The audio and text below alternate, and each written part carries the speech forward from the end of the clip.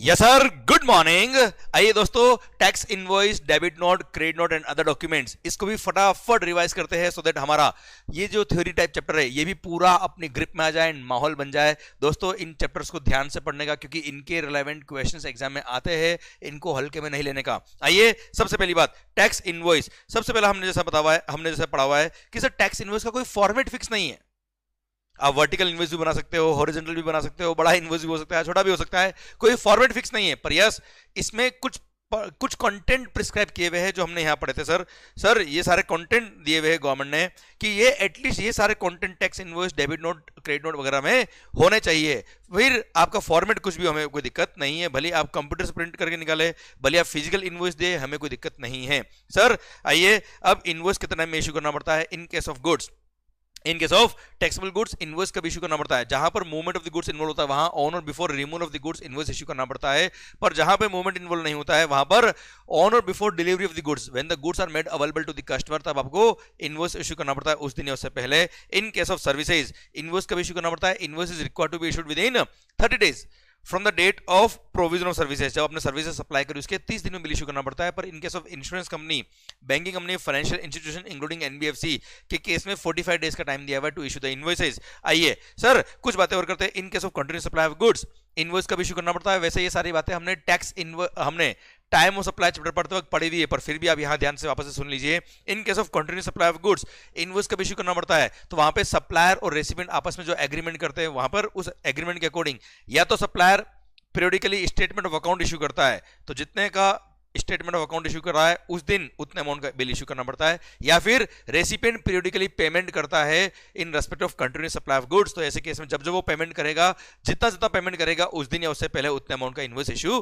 करना पड़ता है। इन case of continuous supply of services, जहां पे services continuously for more than 3 month provide की जाती है, उसको बोलते हैं कंटिन्यूअस सप्लाई ऑफ सर्विस। वहां पर सर या तो as per terms of contract कोई पेमेंट का ड्यू डेट फिक्स है, तो उस दिन या उससे पहले उतने अमाउंट का बिल इशू करना पड़ेगा। सर यहां 30 दिन का वक्त नहीं मिलता है, या कोई इवेंट फिक्स है जिसके होने पर रेसिपिएंट की लायबिलिटी आएगी for making payment to the supplier, तो वो इवेंट जब हो रहा है, जैसे percentage completion in case of building, construction of building के केस में, तो सर जिस दिन वो इवेंट हो रहा है उस दिन या उससे पहले उतने अमाउंट का बिल इशू करना पड़ेगा। और अगर ऐसा कुछ फिक्स नहीं है तो जब रेसिपिएंट सप्लायर को पेमेंट करेगा तब उतने अमाउंट का इनवॉइस इशू करना पड़ेगा। सरकार, अगर कोई कॉन्ट्रैक्ट ऑफ सर्विसेज पहले ही टर्मिनेट हो गया, कंप्लीट नहीं हुई सर्विस उससे पहले ही, तो जिस दिन सर्विस का कॉन्ट्रैक्ट टर्मिनेट हुआ है उस दिन उतने अमाउंट की सर्विसेज जितनी कंप्लीट कर दिए उतने का बिल इशू हो जाना चाहिए। यहाँ 30 दिन का वक्त नहीं मिलता है। अगर गुड्स सेंटर अप्रूवल बेसिस है तो सर जिस दिन आपने गुड्स रिमूव करी उसके 6 मंथ के अंदर, 6 मंथ या रेसिपिएंट ने सप्लाई का कंफर्मेशन दे दिया, अप्रूवल दे दिया, वो विच एवर इज अर्लियर, आपको इनवॉइस इशू करना पड़ेगा। और sir in case of insurance company, banking company, financial institution including NBFC, telecom operator या अदर नोटिफाइड पर्सन, अगर गवर्नमेंट नोटिफाई करता है तो इन्होंने अगर अपने ही डिस्टिंक्ट पर्सन को सर्विसेज दी है तो इनको एक ऑप्शन दिया कि instead of issuing the invoice on each transaction, आप चाहे तो सर जिस दिन आप अपनी बुक्स में ट्रांजेक्शन रिकॉर्ड करते हो वो दिन, या फिर जिस क्वार्टर में आपने सर्विसेज दी है वो क्वार्टर खत्म होने से पहले इनवॉइस इशू करते ना, हमें कोई तकलीफ नहीं है। सर अब अगर आप एग्जाम सप्लाई कर रहे हो या अगर आपने कंपोजिशन स्कीम लिया है तो you are not suppose to issue the tax invoice, आप बिल ऑफ सप्लाई इशू करेंगे। ऐसे केस में आपको टैक्स इनवॉइस इशू करने की जरूरत नहीं है।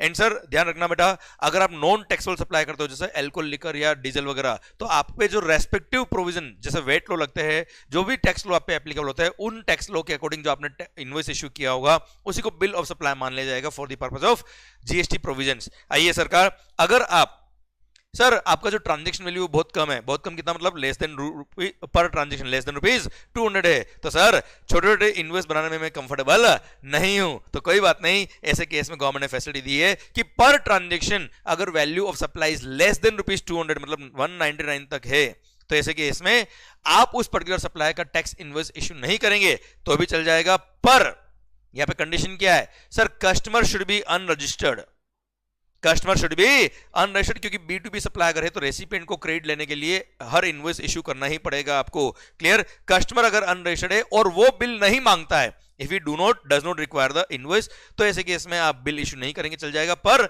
Before the end of the day आपको एक single consolidated tax invoice issue करना पड़ेगा।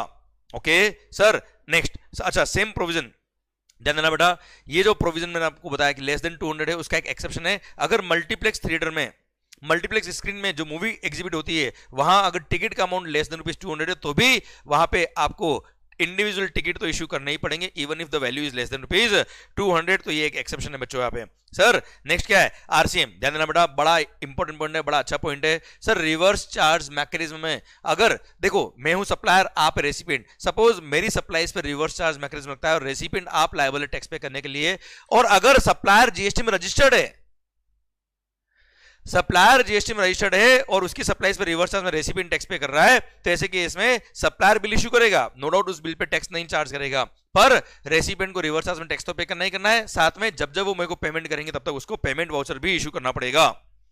क्लियर? अब पेमेंट वाउचर तो इशू करना ही करना है सर। प्लस अब एक बात ध्यान देना, मतलब जहां जहां पे रिवर्स चार्ज मैकेनिज्म लग रहा है वहां जब जब रेसिपिएंट सप्लायर को पेमेंट करेगा वहां पे पेमेंट वाउचर रेसिपिएंट को इशू करना ही पड़ेगा। अब सर भले सप्लायर रजिस्टर्ड हो या अनरजिस्टर्ड हो, रेसिपिएंट जब जब पेमेंट करेगा उसको पेमेंट वाउचर इशू करना पड़ेगा। पर अगर सप्लायर जीएसटी में रजिस्टर्ड नहीं है, please mind it, if the supplier is not registered under GST, तो सर अगर सप्लायर ने ऐसी कोई सप्लाई दी जिसमें रिवर्स चार्ज मैकेनिज्म में रेसिपिएंट लायबल है, तो ऐसे केस में रेसिपिएंट को खुद पे इनवॉइस भी इशू करना पड़ेगा।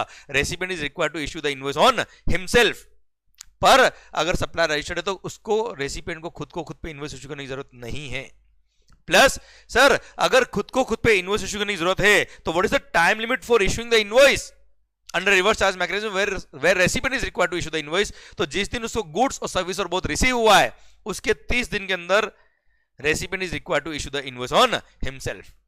क्लियर? सर एक और चीज ध्यान देना, अगर सप्लायर गवर्नमेंट डिपार्टमेंट है जो जीएसटी में रजिस्टर्ड तो है but only for the purpose of deduction of TDS है, तो government department, government societies etcetera जो टीडीएस के लिए रजिस्टर्ड है, किसी और पर्पस के लिए वो रजिस्टर्ड नहीं है, तो ऐसे केस में भी उसको सप्लायर अनरजिस्टर्ड ही माना जाएगा। और ऐसे केस में ऐसे गवर्नमेंट डिपार्टमेंट जब आपको सप्लाई करेंगे आप ये मानना कि सप्लायर अनरजिस्टर्ड है और रेसिपिएंट पर रिवर्स चार्ज मैकेनिज्म अगर लगता है तो खुद ही पे इनवॉइस इशू करेगा जिस दिन गुड्स और सर्विस और बहुत रिसीव होगा उसके 30 दिन के अंदर बच्चों। क्लियर? डन। अच्छा सप्लायर रजिस्टर्ड हो या ना हो, आरसीएम के केस में रेसिपिएंट जब जब पेमेंट करेगा तब तक पेमेंट वाउचर तो उसको इश्यू करना पड़ेगा, रेसिपिएंट ही पेमेंट वाउचर इश्यू करता है। आइए सर अगर कभी भी आपने किसी को एडवांस दिया है तो सर ऐसे केस में जो सप्लायर है supplier is required to issue the receipt voucher in respect of advance received by him. पर हाँ जब एडवांस रिसीव हुआ तब ये डिफाइंड नहीं है कि कौन सा गुड्स या कौन सा सर्विस आप सप्लाई करने वाले हो।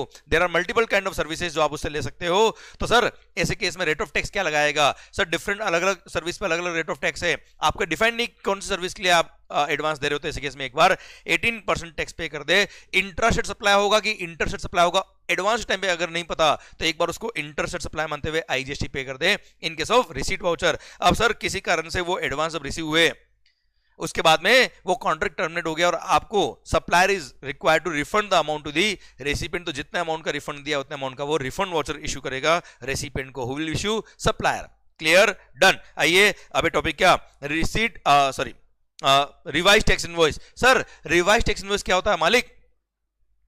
सर बड़ा सुंदर पॉइंट है। Suppose you were made liable for registration on 14 Feb, 14 Feb को आपका टर्नओवर क्रॉस हो गया या किसी भी कारण से आप 14 फरवरी को लायबल फॉर रजिस्ट्रेशन हुए, 30 दिन के अंदर अंदर आपको रजिस्ट्रेशन के लिए अप्लाई करना पड़ता है। आपने सपोज 1 मार्च को रजिस्ट्रेशन के लिए अप्लाई कर दिया, 5 मार्च को रजिस्ट्रेशन सर्टिफिकेट आपको मिल गया, तो ऐसे केस में 14 फेब से लेकर, अच्छा इफेक्टिव डेट ऑफ रजिस्ट्रेशन इस केस में होगा 14 फेब क्योंकि आपने 30 दिन के अंदर रजिस्ट्रेशन के लिए अप्लाई कर दिया था। तो मालिक ऐसे केस में सर 14 फेब से लेकर 4 मार्च तक आपने नॉर्मल बिल दिए होंगे कस्टमर को, आपने टैक्स इनवॉइस इशू नहीं किया होगा क्योंकि रजिस्ट्रेशन नंबर आपको मिला ही 5 मार्च को है। तो 14 फेब से लेकर 4 मार्च के बीच में जितने भी आपने सप्लाईज करी उन सब इनवॉइसेस का रेफरेंस देते हुए आपको एक रिवाइज्ड टैक्स इनवॉइस इशू करना पड़ेगा जिसमें टैक्स का अमाउंट अलग से इंडिकेट करोगे आप और उस रिवाइज्ड टैक्स इनवॉइस के बेस पे कस्टमर को क्रेडिट मिल जाएगा।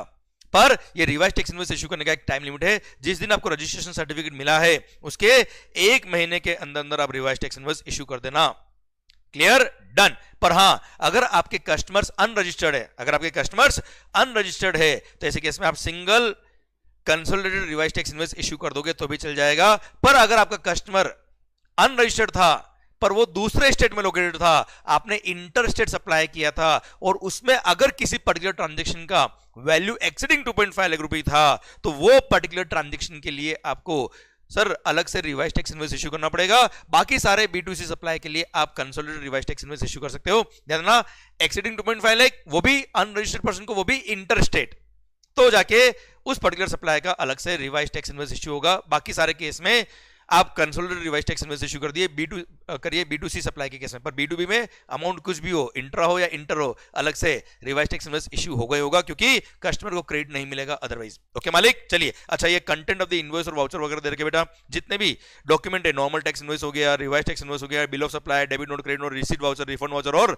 पेमेंट वाउचर, ये सारे डॉक्यूमेंट हो गए। इनके आपको मैंने शॉर्ट में यहाँ पे क्या क्या कंटेंट होना चाहिए बिल के अंदर वो सब दे रखे हैं, जो कोई खास बात नहीं है। अच्छा, ध्यान रखना, अगर आपके कस्टमर रजिस्टर्ड है, B2B सप्लाई है, तो आपको उसका नाम, एड्रेस, GST नंबर या यूएन नंबर तो लिखना ही पड़ेगा। पर अगर आपके कस्टमर रजिस्टर्ड नहीं है, पर अगर वैल्यू ऑफ सप्लाई इज ₹50,000 और मोर, 50,000 या उससे ज्यादा का अगर वैल्यू था, इफ रेसिपिएंट इज अनरजिस्टर्ड, पर अगर वैल्यू ऑफ सप्लाई इज 50,000 और मोर देन 50,000, तो आपको उस कस्टमर का नाम, एड्रेस और स्टेट का नाम लिखना पड़ेगा। क्लियर?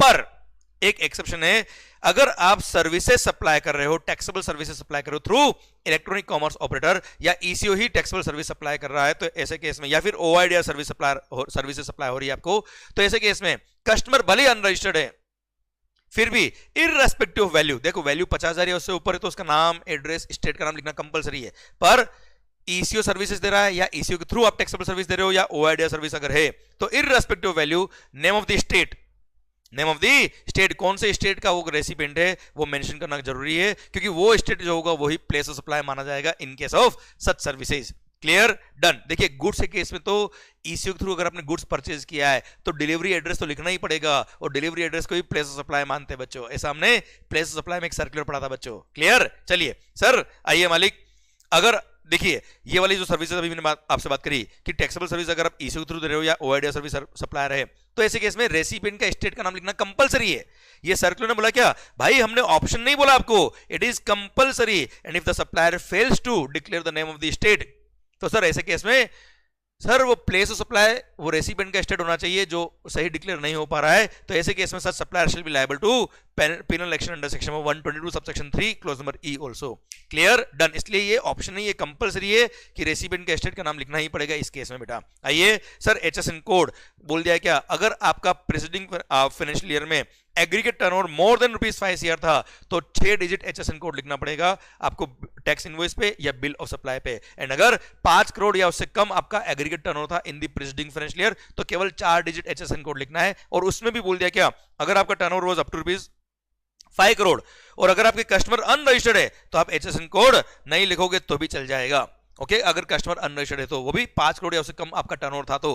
क्लियर बच्चों? डन। अच्छा, वैसे HSN कोड होता है 8 डिजिट कोड, जैसा मैंने आपको पढ़ा रखा है बेटा। ओके सर, अगर आपने कोई भी गुड्स या सर्विस एक्सपोर्ट करी है, तो आपको टैक्स इनवॉइस के ऊपर, जो टैक्स इनवॉइस आप इश्यू करेंगे उसके ऊपर लिखना पड़ेगा कि आपने कौन सी चॉइस ली है, कि सर एक्सपोर्ट जो आप कर रहे हो उस पर आपने IGST पे किया है या आपने LUD और बॉन्ड साइन करके IGST पे नहीं किया। आपको लिखना पड़ेगा, ऊपर क्या, supply meant for export on payment of IGST अगर पे किया तो, and supply meant for export under bond और LUD without payment of IGST अगर IGST पे नहीं किया और बॉन्ड LUD साइन किया तो। और सर जितने भी आप इनवॉइसेस इश्यू करते हो इन अ पर्टिकुलर टैक्स पीरियड, जब अपना GSTR 1 फाइल करेंगे, उसमें भले B2B हो या B2C हो, देखो B2B तो हर इनवॉइस पंच होता है, B2C में आपको कंसोलिडेटेड इन्फॉर्मेशन फर्निश करनी पड़ती है इन GSTR 1, पर आपने कौन सी सीरियल नंबर वाले बिल इश्यू किए पूरे टैक्स पीरियड में, वो सीरीज नंबर यहां से लेके यहां तक बिल इश्यू हुए इस पर्टिकुलर टैक्स पीरियड में, ये सब आपको मेंशन करना पड़ता है while filing GSTR 1 on the common portal. Clear? Done. अच्छा, मैनर ऑफ इशूइंग इनवॉइस हमेशा 3 कॉपी में इशू होता है इन case of goods, original for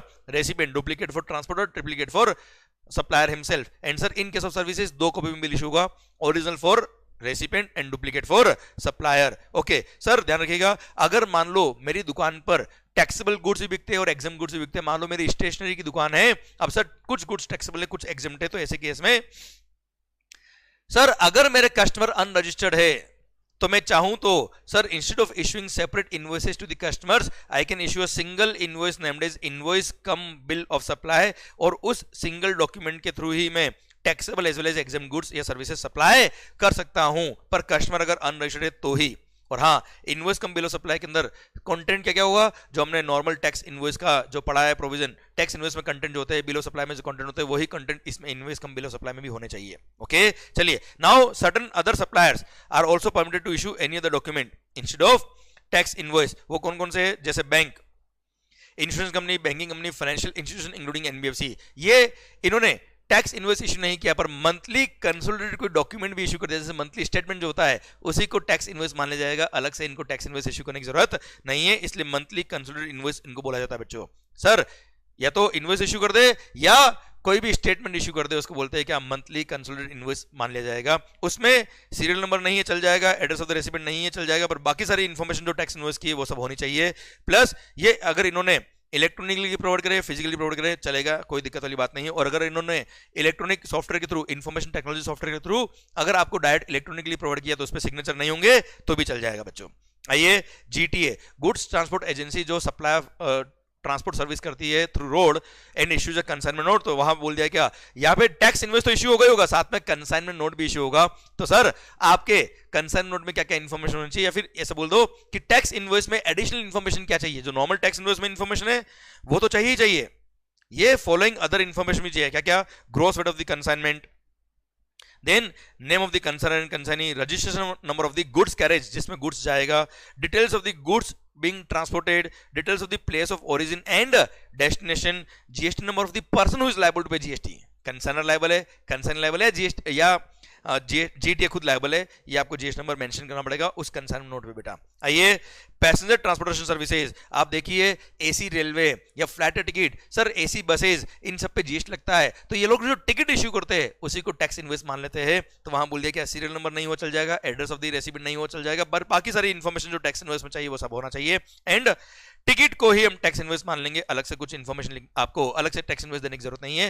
पर ध्यान रखिएगा, वो टिकट अगर आपने इलेक्ट्रॉनिक मीन्स से, इंफॉर्मेशन टेक्नोलॉजी एक्ट के हिसाब से आपने टिकट इश्यू किया तो वहां पे सिग्नेचर नहीं होगा सप्लायर का, तो भी चल जाएगा मालिक। आइए सर, अगर आप मूवी एग्जिबिट कर रहे हो, सिनेमा थिएटर हो, sir who is screening the movie in multiplex screen, तो ऐसे केस में सर जो टिकट इन्होंने दिया है उसी को टैक्स इनवॉइस मान लेंगे, वहां पे रेसिपिएंट का डिटेल लिखने की जरूरत नहीं है, पर बाकी सारी इंफॉर्मेशन जो टैक्स इनवॉइस होती है वो सब होनी चाहिए। और अगर इन्होंने इलेक्ट्रॉनिक टिकट इश्यू किया है तो उसी को टैक्स इनवॉइस मान लेंगे। एंड सर ध्यान रखिएगा, अगर आप मल्टीप्लेक्स स्क्रीन में मूवी एग्जिबिट नहीं कर रहे हो, एक नॉर्मल स्क्रीन में मूवी एग्जिबिट करो, नॉर्मल पुराना थिएटर है, तो ऐसे केस में भी आप चाहे तो, आपका ऑप्शन है, आप चाहे तो ये प्रोसीजर फॉलो कर सकते हो। आइए बच्चों, सर डिलीवरी चालान, सर जहां पे भी मूवमेंट ऑफ द गुड्स होता है other than for the purpose of supply, वहां पर instead of tax invoice delivery challan is required to be issued, और डिलीवरी चालान का कंटेंट एब्सोल्युटली वही होता है जो टैक्स इनवॉइस का कंटेंट होता है, इसमें इनफैक्ट टैक्स का अमाउंट भी लिखा होता है, इसलिए ध्यान रखना। सर बच्चे गलती करके आते हैं, ईवे बिल, जब भी ईवे बिल इशू होता है, ईवे बिल के पर्पस के लिए, ये एडिशनल बात बता रहा हूं मैं आपको, ईवे बिल टॉपिक का यहां बता रहा हूं, ईवे बिल के अंदर कंसाइनमेंट वैल्यू अगर एक्सीडिंग 50,000 होती है तो ईवे बिल इशू करना पड़ता है।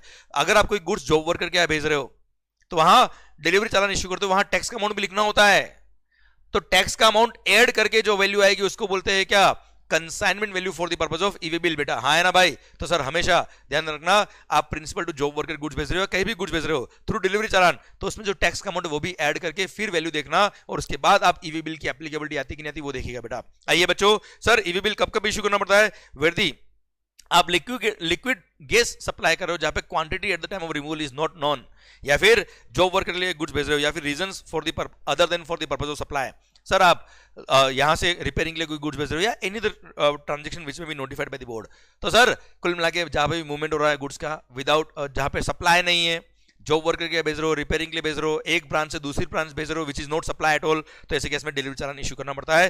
कंटेंट वही एब्सोल्युटली जो टैक्स इनवॉइस से कंटेंट होता है बेटा। आइए sir, delivery challan is required to be issued in 3 copies, वही original for consignee, duplicate for transporter, duplicate for consignor himself. Now EV bill के अंदर डिक्लेरेशन देना पड़ता है सर आपको हमेशा डिलीवरी चालान का भी। Okay, now whenever goods are transported in CKD और एसकेडी कंडीशन और इन बैचेस और इन लॉट्स, तो ऐसे केस में ध्यान देना, बड़ा सुंदर पॉइंट है सर, जब फर्स्ट लॉट या फर्स्ट पार्ट निकलेगा, रिमूव होगा उस एंटायर लोड का, तो सर एंटायर पूरी वैल्यू का आपको टैक्स इनवॉइस उस टाइम इश्यू करना पड़ता है, पर कस्टमर को टैक्स इनवॉइस नहीं भेजोगे, उसका फोटो को भी भेजोगे along with the delivery challan of that particular lot.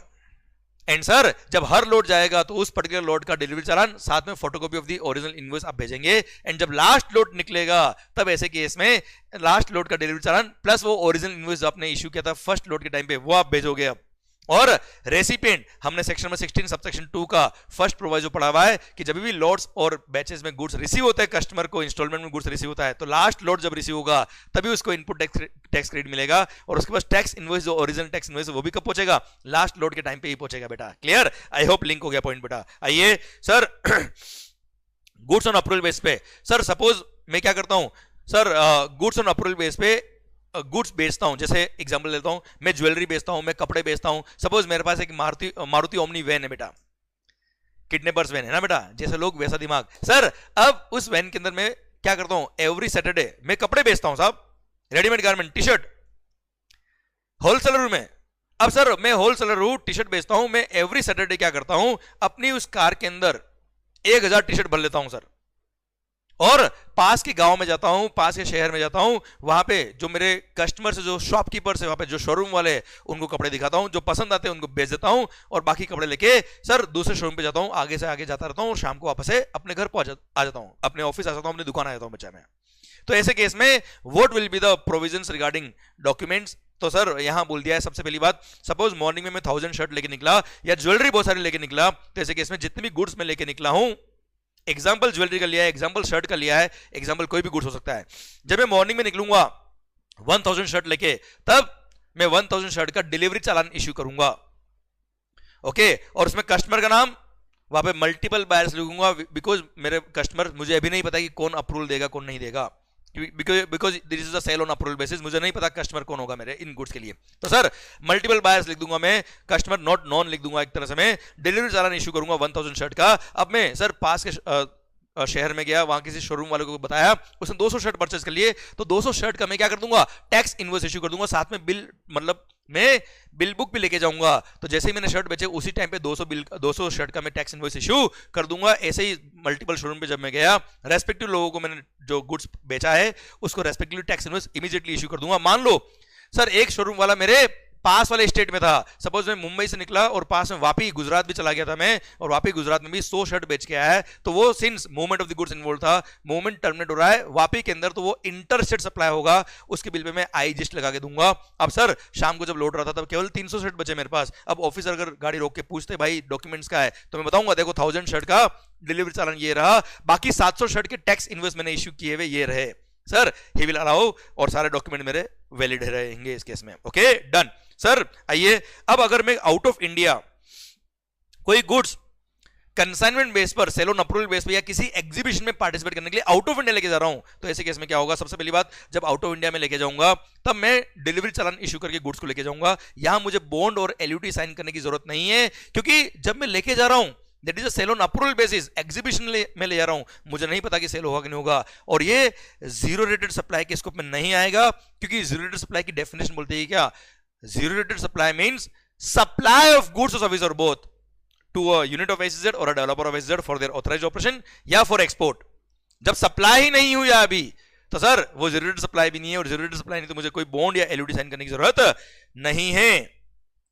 Clear? मैं डिलीवरी चालान के थ्रू गुड्स ले जाऊंगा, मुझे बॉन्ड और एलयूटी साइन करने की जरूरत नहीं है। अब सर जब मैं बाहर ले गया, अब सर सपोज मैं 1000 यूनिट्स बाहर लेके गया, उसमें से 600 यूनिट्स सेल हो गई है, तो सर 600 यूनिट जब सेल होगी तब मैं उसका टैक्स इनवॉइस इश्यू कर दूंगा, और उन पे मुझे कोई टैक्स पे करने की जरूरत नहीं, क्योंकि अल्टीमेटली वो एक्सपोर्ट हो चुका है अगर आउट ऑफ इंडिया बिक गया तो बेटा। और 400 शर्ट जो बचा है या 400 यूनिट जो बची है, वो अगर कंडीशन क्या है, whenever goods are sent on approval basis, तो सर या तो उसने अप्रूवल दे दिया 6 month from the removal whichever is earlier, आपको टैक्स इनवॉइस इशू करना पड़ता है। तो 600 यूनिट की मान लो विद इन 6 मंथ अप्रूवल आ गई, तो 600 यूनिट का तो मैं टैक्स इनवॉइस इशू कर दूंगा, मुझे कोई टैक्स पे नहीं करना है, मुझे कोई एलयूटी बॉन्ड साइन नहीं करना है, और उसमें काम आने वाले इनपुट सर्विसेज का अनयूटिलाइज्ड बैलेंस ऑफ आईटीसी का मैं रिफंड भी ले सकता हूं उन 600 यूनिट के लिए बेटा। अब रिमेनिंग 400 यूनिट या तो मैं ले आऊं तो कोई तकलीफ नहीं है, नहीं लेके आया तो विद इन 6 मंथ अगर गुड्स रिटर्न नहीं हुई तो उन 400 यूनिट का भी मुझे टैक्स इनवॉइस इशू करना पड़ेगा। क्लियर? क्योंकि विद इन 6 मंथ वो गुड्स वापस नहीं आई है मेरे लिए। ओके बच्चों डन। एक चीज और ध्यान रखना, इस पर्टिकुलर केस में आप आईजीएसटी पे करके आईजीएसटी का रिफंड क्लेम नहीं कर सकते, क्योंकि at the time of taking the goods from India to a place outside India export नहीं हुआ था, इसलिए आप आईजीएसटी पे करके उसका रिफंड नहीं ले सकते। सर्कुलर ने क्लेरिफाई किया बेटा। ओके, फर्दर सपोज वो 400 यूनिट बच गई, आप इंडिया में उनको लेके आ रहे हो, तो सर कस्टम्स में एक नोटिफिकेशन इशू करके बोल दिया कि उसको ये सिंस रिटर्न ऑफ गुड्स है, इसको इंपोर्ट ऑफ गुड्स मानते हुए कस्टम ड्यूटी चार्ज नहीं करेंगे, कस्टम्स एग्जाम किया हुआ उन 400 यूनिट पे जब वो रिटर्न होगी तब बेटा। Okay done. आइए बच्चों, इनपुट सर्विस डिस्ट्रीब्यूटर क्या होता है, हमने आईटीसी चैप्टर में पढ़ा हुआ है। ये जब भी अपना इनपुट सर्विसेज का सर आईएसडी का रजिस्ट्रेशन मान लो मैंने अपने हेड ऑफिस के लिए ले रखा है, आईएसडी जब भी क्रेडिट नोट आईएसडी जब भी इनपुट सर्विसेज का क्रेडिट डिस्ट्रीब्यूट करेगा टू इट्स अदर यूनिट, तो ऐसे केस में वो डॉक्यूमेंट इशू करेगा आईएसडी इनवॉइस। आईएसडी इनवॉइस का फॉर्मेट दे रखा है, कुछ खास बात नहीं है सर, खुद का नाम, address, GST number of the ISD, फिर sir consecutive serial number which can not be more than 16 digit, जो हम ऑलरेडी बात कर चुके हैं, date of issue of invoice, sir नाम, address, GST number of the recipient जिसको क्रेडिट डिस्ट्रीब्यूट कर रहा है, जिसका पेन नंबर सेम होना चाहिए बेटा, फिर कितना अमाउंट डिस्ट्रीब्यूट कर रहा है और उसका सिग्नेचर बच्चा, है ना भाई, डन। अच्छा, रूल नंबर 54 सब रूल नंबर 1 ए क्या कहता है बच्चों, अगर मान लो कभी गलती से आपको इनवॉइस जो इशू करना था वो आईएसडी के नाम पे इशू करना था, पर आपने नॉर्मल जीएसटी नंबर लेके, नॉर्मल जीएसटी नंबर यूज करके जो दूसरी ब्रांच थी जो नॉर्मल जीएसटी नंबर था उसके नाम का बिल इशू कर दिया, तो ऐसे केस में वो जो नॉर्मल जीएसटी नंबर है वहां क्रेडिट पहुंच गई। अब वो क्रेडिट पूरी ले नहीं सकता, वो क्रेडिट डिस्ट्रीब्यूट भी नहीं कर सकता, तो वो जब क्रेडिट डिस्ट्रीब्यूट करता है, क्रेडिट जब भेजे, वो क्रेडिट क्या करेगा, वो ट्रांसफर कर देगा क्रेडिट किसको, आईएसडी को। तो जो इनवॉइस उसके पास आया सेम वैल्यू का वो नॉर्मल रजिस्ट्रेशन नंबर इनवॉइस लिख देगा किसको, आईएसडी को, सो दैट उस कॉमन सर्विस का क्रेडिट आईएसडी तक पहुंच जाए और आईएसडी उस क्रेडिट को डिस्ट्रीब्यूट कर पाए एज पर डिस्ट्रीब्यूशन मैकेनिज्म, जो हमने चैप्टर नंबर 4 आईटीसी में पढ़ा है बेटा, है ना भाई। सर तो उसके लिए जब उसके लिए कंडीशन क्या है, सेम पेन नंबर होना चाहिए, सेम स्टेट कोड होना चाहिए जो आईएसडी का है बेटा, तो ही वो ब्रांच आईएसडी को क्रेडिट पास ऑन कर पाएगी। और सर उसमें इनवॉइस में क्या क्या लिखा होगा, नॉर्मल जो बिल इशू करते हैं वो सारे वही इंफॉर्मेशन है कि जो ब्रांच बिल इशू कर रही है आईएसडी को, उसका नाम, address, GST number of the registered person having the same PAN and same state as of ISD, फिर मैक्सिमम 16 कैरेक्टर का serial number, then date of issue of invoice, then GSTN of the supplier of common service जिसने हमको bill दिया था, and original invoice number as well क्योंकि उस invoice का हम क्रेडिट एचडी आगे पास ऑन कर रहे हैं आईएसडी को, देन आईएसडी का नाम, एड्रेस, उसका GST number, taxable value, rate of tax, amount of credit to be transferred and signature of the issuer, वो होना चाहिए बेटा। प्लस ध्यान रखिएगा इसमें जो वैल्यू लिखेगा एब्सोल्युटली वही वैल्यू होनी चाहिए जो सप्लायर ने हमारी ब्रांच को बिल लिखा था, वही वैल्यू होनी चाहिए आईएसडी को जब हम बिल इशू कर रहे हैं बेटा, हाँ है ना भाई। कुल मिला के क्रेडिट यहाँ पे आया, यहां से हम केवल वहां ट्रांसफर कर रहे हैं और कुछ नहीं कर रहे बेटा। आइए अब debit note and credit note section में 34 बोलता है बेटा क्या, सबसे पहली बात क्रेडिट नोट की बात कब आएगी, अगर आपने जो वैल्यू डिक्लेयर किया था इन दी टैक्स इनवॉइस वो किसी वजह से वैल्यू बाद में कम हो गया, हो सकता है कॉन्ट्रैक्ट में रीनेगोशिएशन हो गया, या goods were found to be defective, या sir services were found to be defective या डेफिशिएंट सर, या फिर जो टैक्स आपने चार्ज किया था गुड आपने बिल पर वो टैक्स जो था वो ज्यादा चार्ज कर लिया था तो आप क्रेडिट नोट इश्यू करेंगे, या फिर आपके गुड्स रिटर्न हो गए, तो sir these are the specific reason for which sir आप क्रेडिट नोट इश्यू करेंगे किसको, अपने कस्टमर को जिसको टैक्स इनवॉइस इश्यू किया था। पर क्रेडिट नोट इश्यू करने का एक टाइम लिमिट दे रखा है, जिस फाइनेंशियल ईयर में टैक्स इनवॉइस इश्यू किया था उस फाइनेंशियल ईयर में टैक्स इनवॉइस इश्यू होने के बाद तो आप इश्यू कर ही सकते हो,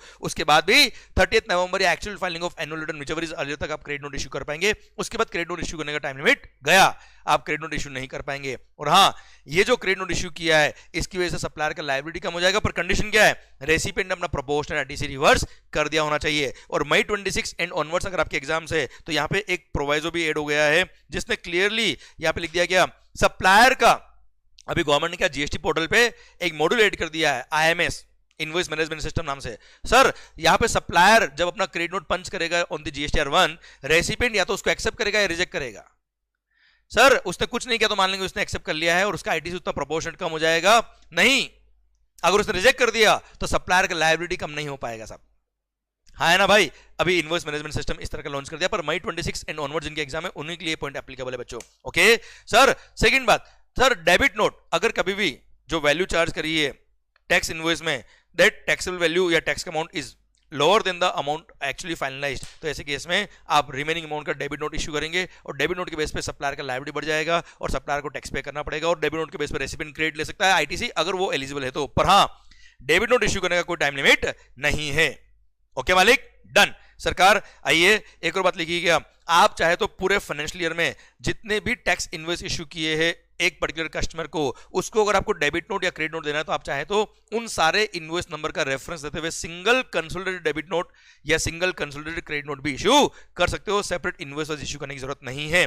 सर अब अगर कभी सेक्शन नंबर 74 में फ्रॉड में आप केस में पकड़ा गए और सप्लायर ने टैक्स पे किया, उस फ्रॉड की वजह से पकड़ में आ गया, इसलिए तो सप्लायर अगर वो टैक्स कस्टमर से रिकवर करता है through the issue of debit note, तो उस डेबिट नोट के ऊपर लिखा होगा क्या, लिखना पड़ेगा ITC not admissible, so that उस डेबिट नोट के बेस पे रेसिपिएंट आईटीसी ना ले पाए। सरकार आइए एक सर्कुलर था कि सर दवाई, नो डाउट ये सर्कुलर केवल दवाई के लिए दिया हुआ है, पर it is applicable in every similar case. Sir ये बोला गया है कि अगर कभी मान लो मैन्युफैक्चरर हूं दवाई का, आप डिस्ट्रीब्यूटर है, आपने होलसेलर को बेची, होलसेलर ने आगे रिटेलर को बेची, और सर इनके पास जब दवाई पड़ी थी वो एक्सपायर हो गई, तो sir as per the laws made in this regard manufacturer is suppose to accept all the expired medicine और ड्रग्स। अब जब एक्सेप्ट होगा तो सर रिटर्न कैसे होगा सर, तो सर जब कस्टमर रिटर्न करेगा, जैसे रिटेलर रिटर्न करेगा किसको, होलसेलर को, होलसेलर डिस्ट्रीब्यूटर को, डिस्ट्रीब्यूटर मैन्युफैक्चरर को, तो सर रिटर्न का सिस्टम क्या होगा, तो कोई भी एक चेन समझ लीजिए, बाकी पूरी चेन सेम है। मैन्युफैक्चरर जब एक्सेप्ट करेगा डिस्ट्रीब्यूटर से, मैं उसका कहानी बता देता हूं। सबसे पहली बात, अगर डिस्ट्रीब्यूटर या होलसेलर रिटर्न कर रहा है मेडिसिन किसको, मैन्युफैक्चरर को, तो manufacturer will issue a credit note to the distributor या होलसेलर, और वो डिस्ट्रीब्यूटर या होलसेलर डिलीवरी चालान के थ्रू वो दवाई भेज देगा हमारे यहाँ पे, और हमने जो ओरिजिनल इनवॉइस इशू किया था उसके रेफरेंस देते हुए हम क्रेडिट नोट इशू कर देंगे, जिसके बेस पे मेरा लायबिलिटी कम हो जाएगा, पर कंडीशन क्या है, रेसिपिएंट ने भी अपना उतना क्रेडिट रिवर्स कर दिया होना चाहिए, खत्म बात। पर अब दवाई की लाइफ थी 5 साल, 3 साल, 4 साल, जो भी टाइम होता है depending on medicine to medicine. अब मेडिसिन एक्सपायर हो गई, कब, 3 साल बाद एक्सपायर हुई सर, और क्रेडिट नोट इश्यू करने का टाइम लिमिट जो था 30 नवंबर, actual filing of annual return, वो एक्सपायर हो गया।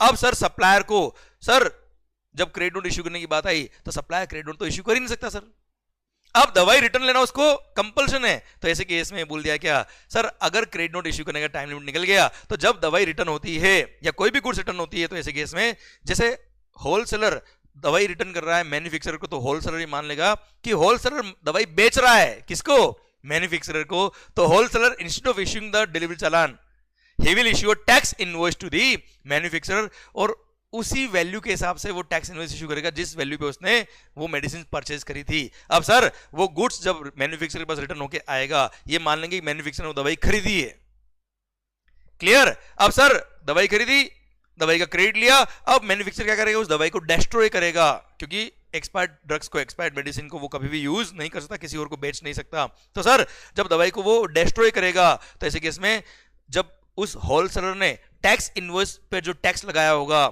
जिसका क्रेडिट मैन्युफैक्चरर ने लिया होगा, अब उस दवाई को जैसे वो डिस्ट्रॉय करेगा, वो क्रेडिट उसको क्या करना पड़ेगा, रिवर्स करना पड़ेगा। He can't avail the credit at all, अगर लिए तो रिवर्स कर दे, नहीं ली तो अच्छी बात है, लेना ही मत sir.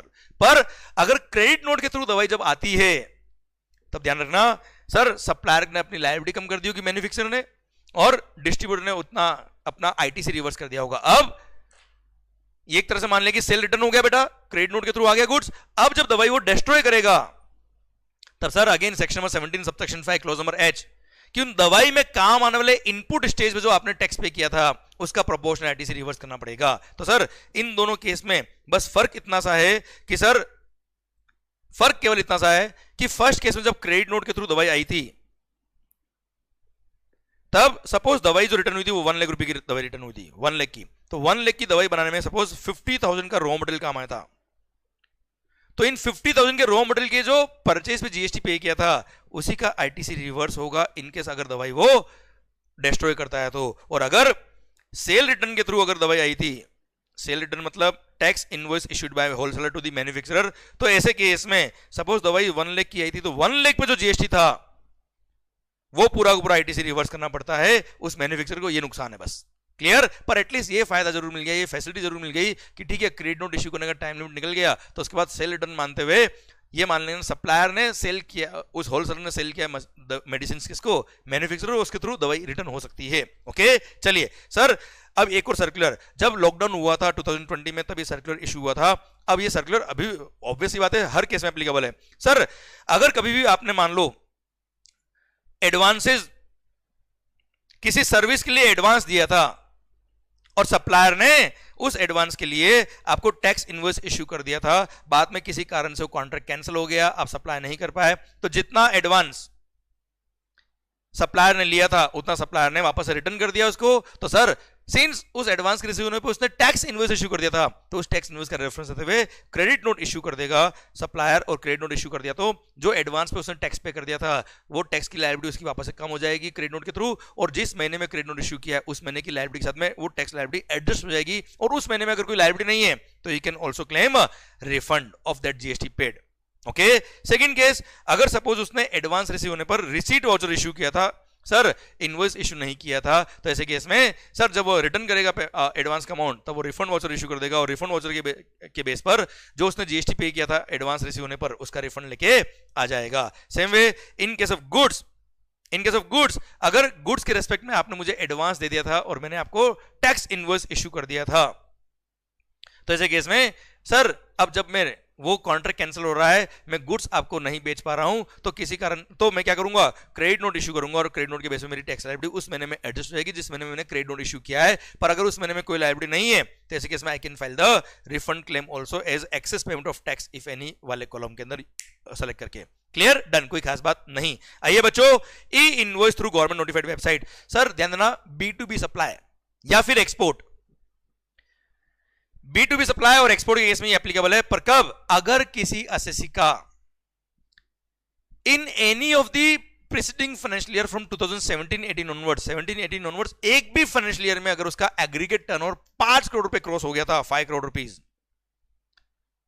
In any of the preceding financial year from 2017-18 onwards, अगर किसी रजिस्टर्ड पर्सन का एग्रीगेट टर्नओवर 5 करोड़ क्रॉस हो गया था, तो ऐसे केस में करंट फाइनेंशियल ईयर में जितने भी वो B2B सप्लाई करेगा, मतलब कस्टमर रजिस्टर्ड है, या फिर सर वो अगर एक्सपोर्ट करेगा, तो ऐसे केस में उन सारे इनवॉइसेस को उसको एक जीएसटी उसको गवर्नमेंट का एक पोर्टल बना हुआ है, सर इनवॉइस रजिस्ट्रेशन पोर्टल उसको बोलते हैं, वहां जाके वो इनवॉइस की सारी इंफॉर्मेशन उसको पंच करनी पड़ेगी, इनवॉइस रेफरेंस नंबर जनरेट होगा, और इस इनवॉइस रेफरेंस नंबर को के बेस पर एक क्यूआर कोड जनरेट होगा, वो क्यूआर कोड उसको अपने बिल पे लगाना पड़ेगा, उसको बोलते हैं ई इनवॉइस, दैट्स इट।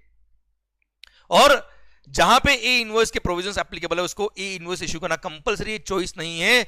अगर आपने ई इनवॉइस के प्रोविजंस एप्लीकेबल है और ई इनवॉइस के प्रोविजंस को फॉलो नहीं किया, नॉर्मल इनवॉइस इशू किया, तो उसको मानेंगे कि इनवॉइस इशू नहीं किया और उस बिल के बेस पर रेसिपिएंट को कोई क्रेडिट नहीं मिलेगी।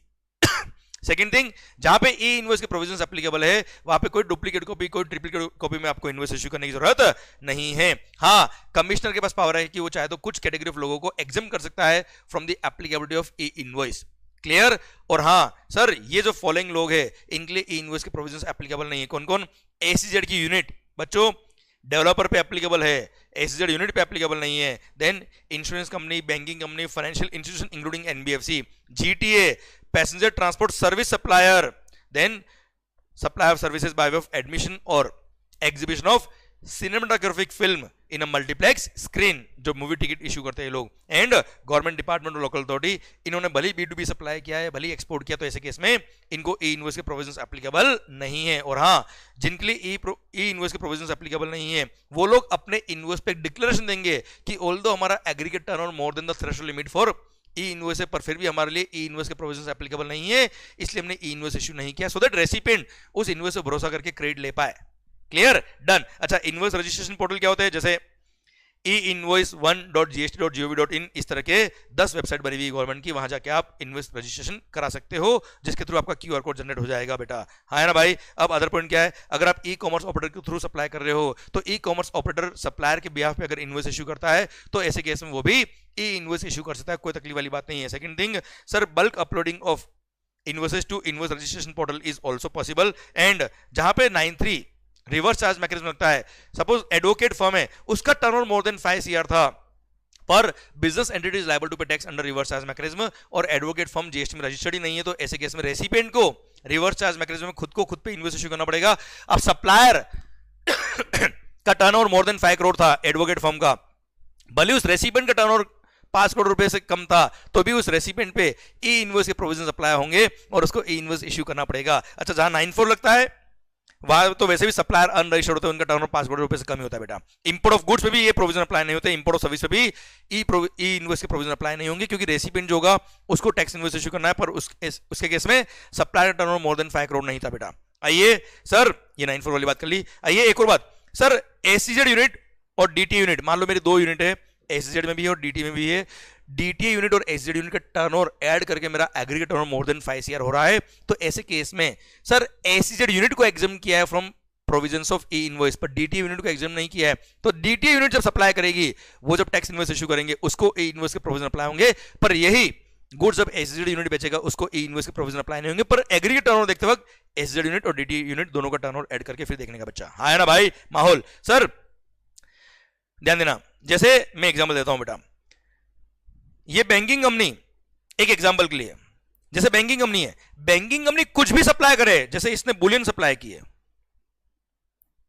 भले बैंकिंग सर्विस दे, भले बुलियन सप्लाई करे, कुछ भी सप्लाई करे, this entity as a whole has been exempted from the applicability of e invoice, इसलिए ई इनवॉइस के प्रोविजन इस पे कोई भी गुड्स कोई भी सर्विस अप्लाई करे अप्लाई नहीं होंगे, सर्कुलर ने क्लेरिफाई किया। सेकंड, अगर रेसिपिएंट टीडीएस डायरेक्टर है, जो जीएसटी में रजिस्टर्ड तो है but only for the purpose of directing TDS है, गवर्नमेंट डिपार्टमेंट वगैरह, तो भी रजिस्टर्ड पर्सन की डेफिनेशन वो आते हैं और इसको B2B सप्लाई मानेंगे और वहां पे ई इनवॉइस के प्रोविजन अप्लाई होंगे। आइए बच्चों, डायनेमिक क्यूआर कोड, बड़ा सुंदर टॉपिक मुझे लगता है। डायनेमिक क्यूआर कोड क्या होता है बच्चों? सर ये बड़ी बड़ी कंपनीज के लिए एप्लीकेबल है, केवल जिन भी रजिस्टर्ड पर्सन का in any of the preceding financial year from 2017-18 onwards, अगर किसी एक भी फाइनेंशियल ईयर में एग्रीगेट टर्नओवर एक्सीडिंग ₹500 करोड़ था, 500 करोड़, उन्हीं के लिए प्रोविजन एप्लीकेबल है। और उन्होंने बोल दिया क्या, जब आप B2C सप्लाई करेंगे, B2C when customer is unregistered, तो ही ये आपको अपने bill pay dynamic QR code print करना पड़ेगा, जिसके बेस पे कस्टमर सिंगल सर अपने मोबाइल से आप स्कैन करके 1 गो में पेमेंट कर पाए, डायरेक्टली वो इनवॉइस से लिंक होगा। आप जस्ट इसको स्कैन करेंगे, अमाउंट भी उसमें मेंशन होगा, जैसे मैकडी वगैरह आप गए होंगे, आपको वहां पे क्यूआर कोड डिस्प्ले होता है, उसको आप स्कैन करके 1 गो में पेमेंट करो, बात खत्म। बाकी नॉर्मल दुकानों पे जब आप जाते हो, आप पेटीएम जब करते हो, तब क्या होता है, क्यूआर कोड वहां पे लिखा होता है, वो होता है स्टैटिक क्यूआर कोड। नॉर्मल दुकानों पे जब होता है, रिक्शा वालों को, जिसको भी पेमेंट कर रहे हो, वो होता है स्टैटिक क्यूआर कोड। आप क्यूआर कोड स्कैन करते हो, फिर अमाउंट पंच करते हो उसके अंदर और फिर आप पे करते हो। पर जब यहाँ पे डायनेमिक क्यूआर कोड की बात होगी, this dynamic QR code will be linked with each and every invoice, और उसमें जो अमाउंट एक्चुअली आपको पे करना है वो ऑलरेडी लिंक्ड होगा। एंड सर आप उसको स्कैन करेंगे, 1 गो में पेमेंट होगा, आपको पेमेंट टाइप करने की जरूरत नहीं है। ओके, ये होता है fundamental of dynamic QR code. अब sir dynamic QR code applicable कब है सर? पहली बात B2C सप्लाई के केस में एप्लीकेबल है। सेकंड थिंग, जिनका भी एग्रीगेट टर्नओवर एक्सीडिंग ₹500 करोड़ था in any of the preceding financial year, एक भी साल अगर क्रॉस कर गया था फ्रॉम 2017-18 ऑनवर्ड्स, तो ही ये डायनेमिक क्यूआर कोड के प्रोविजन अप्लाई होंगे, बाकी पे अप्लाई नहीं होते हैं। पर हाँ, ये कुछ लोग जिनका टर्नओवर भले ही 500 करोड़ क्रॉस हो जाए, इनको डायनेमिक क्यूआर कोड के प्रोविजन अप्लाई नहीं होंगे। कौन कौन लोग है भाई? ये insurance company, banking company, financial institution including NBFC, GTA, passenger transport service supplier और मल्टीप्लेक्स स्क्रीन में जो मूवी एग्जिबिट कर रहे हैं वो लोग। ये 4 तो कॉमन थे बेटा वहां पे भी। ये एक एक्स्ट्रा है, OIDR service supplier, netflix.com located in non taxable territory, इसको डायनेमिक क्यूआर कोड के प्रोविजन अप्लाई नहीं होंगे क्योंकि आउट ऑफ इंडिया है भाई। सर यहाँ पे तो सर प्रॉपर बैंकिंग चैनल से पेमेंट हो पाएगा। ओके, इनको डायनेमिक क्यूआर कोड की जरूरत नहीं है। अच्छा, वहां पे एक्स्ट्रा कौन थे बेटा? आप देख लीजिए, एक तो एससीजेड यूनिट एक्स्ट्रा था यहाँ पे, और एक गवर्नमेंट डिपार्टमेंट और लोकल अथॉरिटी एक्स्ट्रा था, बाकी ये चारों सेम थे बेटा। ओके, इसे कंपेयर करके पढ़ेंगे तो आपको जल्दी याद होगा। आइए सर, अब आता है क्या, अगर मान लो डायनेमिक क्यूआर कोड की जगह पर, जैसे मैंने मैकडी का एग्जांपल दिया, आप मैकडी गए, वहां पे जो स्क्रीन थी या जो वो पोस्ट मशीन जो होती है, उसमें एक छोटा सा स्क्रीन लगा के वहां पे आपको सप्लायर ने थ्रू सम डिजिटल डिस्प्ले ही डायनेमिक क्यूआर कोड अवेलेबल करा दिया, तो सर आप अगर उसको स्कैन करके पे कर सकते हो, तो ऐसे केस में माना जाएगा कि उसने डायनेमिक क्यूआर कोड की रिक्वायरमेंट को फुलफिल कर लिया है। बस अब आप क्या करें सर, जो सप्लायर होगा, मैकडी होगा, उसने आपको सिंस डिजिटल डिस्प्ले के through dynamic QR code available करा दिया है। नाउ अगर आपने उसको यूज करके पेमेंट किया या किसी भी मोड से पेमेंट किया, तो उसका पेमेंट का क्रॉस रेफरेंस भी अगर उसने इनवॉइस भी दे दिया, तो मान लेंगे डायनेमिक क्यूआर कोड की रिक्वायरमेंट को फुलफिल कर लिया है। ऐसे केस में वो bill pay dynamic QR code print नहीं करेंगे तो भी चल जाएगा। ठीक है, अल्टीमेट पर्पज क्या है, कस्टमर को आपको ये फैसिलिटी देनी है कि डायरेक्ट वो वन गो में क्यूआर कोड को स्कैन करके पेमेंट कर पाए। अब आपने डिजिटल डिस्प्ले के थ्रू करा दिया अवेलेबल, चलेगा सब, बिल पे प्रिंट करने की जरूरत नहीं, बस पेमेंट का क्रॉस रेफरेंस उस बिल पे डाल देना आप। ओके चलिए सर, अब सर्कुलर इशू हुए थे, मैं तुम्हें बताता हूं। सबसे पहली बात, अगर आपने एक्सपोर्ट किया तो उसको B2B सप्लाई की तरह मानने का है, वहां पे डायनेमिक क्यूआर कोड इशू करने की जरूरत नहीं है। सेकंड थिंग, अगर आपके कस्टमर्स यूआईएन होल्डर है बेटा, अगर आपके कस्टमर्स यूआईएन होल्डर्स है तो UIN holders are not registered person as per definition of registered person, इसलिए जब आप उनको बिल इशू करेंगे यूआईएन होल्डर को, वो B2B सप्लाई नहीं, वो B2C सप्लाई है, और B2C सप्लाई के केस में डायनामिक क्यूआर कोड के प्रोविजन अप्लाई होते हैं और आपको डायनामिक क्यूआर कोड लगाना पड़ेगा। अच्छा, एक और, अगर आपने कोई सर्विस आउट ऑफ इंडिया वाले पर रेसिपिएंट को दी है, मतलब recipient is located outside India, पर as per the technical definition of the export of service, वो एक्सपोर्ट ऑफ सर्विस के स्कोप में नहीं आ रहा, तो सर वो एक्सपोर्ट नहीं है। एक्सपोर्ट अगर नहीं है तो वो B2C सप्लाई हो गया, क्योंकि कस्टमर तो अनरजिस्टर्ड आउट ऑफ इंडिया है, पर ऐसे केस में भी डायनामिक क्यूआर कोड के प्रोविजन अप्लाई नहीं होंगे, क्योंकि रेसिपिएंट जब आउट ऑफ इंडिया है वो क्यूआर कोड को स्कैन करके पेमेंट नहीं कर पाएगा, उसको तो sir approved medium, approved by the RBI approved mode of payment के थ्रू ही उसको पेमेंट करना पड़ता है, इसलिए वहां पे अगेन डायनामिक क्यूआर कोड के प्रोविजन अप्लाई नहीं होते हैं, भले रेसिपिएंट अनरजिस्टर्ड है और वो आउट ऑफ इंडिया है इसलिए। ओके चलिए सर, अब कौन कौन से पैरामीटर्स और details are required to be captured in the dynamic QR code? Supplier का GST number, then UPI ID of the supplier और any other person authorised by the supplier to collect payment like ECO etcetera. Sir ध्यान दीजिएगा बेटा, circular में एक separate point था पर मैंने यही मर्ज करके पढ़ा दिया कि सर रेसिपिएंट का यूपीआई कोड, या फिर सपोज पेमेंट जो जाएगा वो ईसीओ के अकाउंट में जाएगा या सप्लायर के एजेंट के अकाउंट में जाएगा, तो भाई उसका यूपीआई आईडी लगाओ ना यार। फिर invoice number and invoice date, total invoice value, GST amount along with the breakup, CGST, SGST, IGST, cess क्या है बेटा, हाँ है ना भाई। सर अब आता है क्या, सर जैसे यहाँ पे लिखा टोटल इनवॉइस वैल्यू, अब उसको लिंक करके यहां बोला है सर, सपोज कस्टमर ने कुछ एडवांस पेमेंट कर रखा है, या उसने कुछ प्री पेमेंट कर रखा है, या किसी वाउचर के थ्रू उसको रिमेनिंग अमाउंट ही पे करना है, वाउचर से एडजस्टमेंट है, तो ऐसे केस में यहां पे डायनामिक क्यूआर कोड के अंदर आपको टोटल इनवॉइस वैल्यू नहीं लिंक करनी है, आपको केवल उतना ही अमाउंट लिंक करना जितना एक्चुअली रेसिपिएंट को पे करना, ताकि वो क्यूआर कोड को स्कैन करके पेमेंट कर पाए। ओके, प्लस बिल के अंदर cross reference of that part payment या एडवांस या एडजस्टमेंट जो भी हुआ है उसका क्रॉस रेफरेंस बिल में डालना पड़ेगा। ओके मालिक, चलिए सर एक और चीज लिखी क्या, इनवॉइस नंबर, इनवॉइस डेट। कई बार क्या होता है, जैसे बिग बाजार, सुपरमार्केट में आप जब जाएंगे तो वहां पे बिल बाद में प्रिंट होता है, बिल बाद में जनरेट होता है, पहले आप पे करते हो, तो सर ऐसे केस में पे करने के लिए उन्होंने डिजिटल डिस्प्ले के थ्रू आपको डायनेमिक क्यूआर कोड अवेलेबल कर दिया, पर उसके अंदर इनवॉइस नंबर कैसे आएगा यार, इनवॉइस तो जनरेट ही नहीं हुआ है। तो यहां बोल दिया क्या कि कोई बात नहीं, ऐसे केसेस में अगर इनवॉइस नंबर बाद में जनरेट होता है तो सर आप यूनिक ऑर्डर आईडी या सेल्स रेफरेंस नंबर उस इनवॉइस से लिंक कर देना, उस डायनेमिक क्यूआर कोड से लिंक कर देना, हमें कोई दिक्कत नहीं है, and cross reference of payment आप लगा देना along with the unique order ID और सेल्स रेफरेंस नंबर। हम मान लेंगे डायनेमिक क्यूआर कोड की रिक्वायरमेंट को आपने फुलफिल कर लिया है। सर प्रीपेड इनवॉइस के केस में पेमेंट का क्रॉस रेफरेंस दे देना बिल के अंदर, आपने ये मान लेंगे डायनेमिक क्यूआर कोड की रिक्वायरमेंट को फुलफिल कर लिया, क्योंकि पेमेंट जब पहले हो चुका है तो अब डायनेमिक क्यूआर कोड लगा के फायदा भी क्या है, डायनेमिक क्यूआर कोड का पर्पस क्या है, so that customer can scan and make the payment in one go. जब उसको पेमेंट करना ही नहीं है तो सर जस्ट पेमेंट का क्रॉस रेफरेंस आप बिल में दे देना, मान लेंगे कि डायनेमिक क्यूआर कोड की रिक्वायरमेंट फुलफिल कर ली है। सर अब आता है क्या, कस्टमर की चॉइस है कि वो पेमेंट कैसे कर रहा है, जरूरी नहीं कि आपने डायनेमिक क्यूआर कोड दिया है तो डायनेमिक क्यूआर कोड से ही वो पे करे, वो किसी भी, भले वो कैश पेमेंट करना चाहता है, डेबिट कार्ड क्रेडिट कार्ड से पेमेंट करना चाहता है, कर सकता है, सर उसकी चॉइस है ये। अब तो सर ऐसे केस में अगर सप्लायर ने digital display of dynamic QR code कर दिया है एंड कस्टमर को जो बिल आपने दिया है उसके अंदर अगर आपने पेमेंट का क्रॉस रेफरेंस डाल दिया है तो मान लेंगे डायनेमिक क्यूआर कोड की रिक्वायरमेंट को आपने फुलफिल कर लिया है, आपको अलग से क्यूआर कोड प्रिंट करने की जरूरत नहीं बेटा। अच्छा सर एक और चीज, अगर मान लो जैसे आजकल देखना कई बार वेबसाइट पे आप जाएंगे तो there are various other mode, electronic mode of payment like UPI collect, UPI intent और similar other mode of payment. तो ऐसे केस में डायनेमिक क्यूआर कोड अवेलेबल नहीं भी करवाया पर वो पेमेंट का क्रॉस रेफरेंस अगर बिल पे दे दिया तो मान लेंगे कि डायनेमिक क्यूआर कोड की रिक्वायरमेंट को फुलफिल कर लिया, क्योंकि अल्टीमेटली इलेक्ट्रॉनिक पेमेंट का ऑप्शन दिया गया by that supplier to the customer. Clear, चलिए सर अब सर लास्ट क्या, अगर ईसीओ आपने ईसीओ थ्रू सप्लाई किया और ईसीओ ने डायनेमिक क्यूआर कोड की रिक्वायरमेंट को फुलफिल कर लिया और उसके थ्रू पेमेंट हो गया, उसके बाद बिल जनरेट हुआ है बेटा, तो ऐसे केस में सर जो सप्लायर ने बिल इशू किया उसमें पेमेंट का क्रॉस रेफरेंस अगर डाल दिया तो मान लेंगे कि डायनेमिक क्यूआर कोड की रिक्वायरमेंट को फुलफिल कर लिया है, सप्लायर को अलग से QR code bill pay print करने की जरूरत नहीं। पर अगर बिल जनरेट होने के बाद कस्टमर पेमेंट करता है तो ऐसे केस में सप्लायर को भी अपने बिल पर डायनेमिक क्यूआर कोड प्रिंट करना पड़ेगा। ओके, चलिए कोई खास बात नहीं। आइए मालिक सर, बड़ा अच्छा सेक्शन 32, अगर आप जीएसटी में रजिस्टर्ड नहीं हो तो you can't collect the tax from the customer. और सेकंड थिंग, अगर आप रजिस्टर्ड हो तो जीएसटी कस्टमर से ले सकते हो पर उतना ही जितना लगता है। Suppose 5% is the rate of tax, you can't say I am registered person, I will collect 50% tax। अरे हट भाई sir, this is called unauthorised collection of tax. तो ये सेक्शन बोलता है क्या, you will collect tax only in accordance with the law, जितना tax बनता है उतना ही लेंगे बेटा। अच्छा, एक सेक्शन लिंक कर देता हूं, एक सेक्शन नंबर 76 दे रखा है आगे, डिमांड रिकवरी चैप्टर में मैंने पढ़ा रखा आपको, जहां ये बोला है क्या, अगर कभी आपने कस्टमर से टैक्स जितना लगता है उससे एक्सेस ले लिया है तो एक्सेस अमाउंट भी आपको गवर्नमेंट को पे करना पड़ेगा as if it is the normal tax, और बाद में वो कस्टमर चाहे तो रिफंड ले सकता है या फिर this amount will be credited to consumer welfare fund. Okay, चलिए लास्ट पॉइंट सर, जब भी आप टैक्स इनवॉइस या अदर डॉक्यूमेंट कोई भी इशू करेंगे जिसमें सर जिसमें आप टैक्स कलेक्ट कर रहे हो कस्टमर से, तो ऐसे केस में टैक्स का अमाउंट अलग से बिल पे प्रिंट करना कंपलसरी है। जितने भी डॉक्यूमेंट हमने पढ़े उसमें टैक्स का अमाउंट अलग से इंडिकेट होना कंपलसरी है। Bill can never be inclusive of tax. इसी के साथ भारत माता की जय। इसी के साथ ये पूरा टॉपिक, पूरा चैप्टर खत्म होता है। अब ध्यान रखिए, जितने भी असेसमेंट के डॉक्यूमेंट होंगे, टैक्स इनवॉइस होंगे, जो भी अदर डॉक्यूमेंट है, इन सब पे टैक्स का अमाउंट अलग से लिखना कंपलसरी है।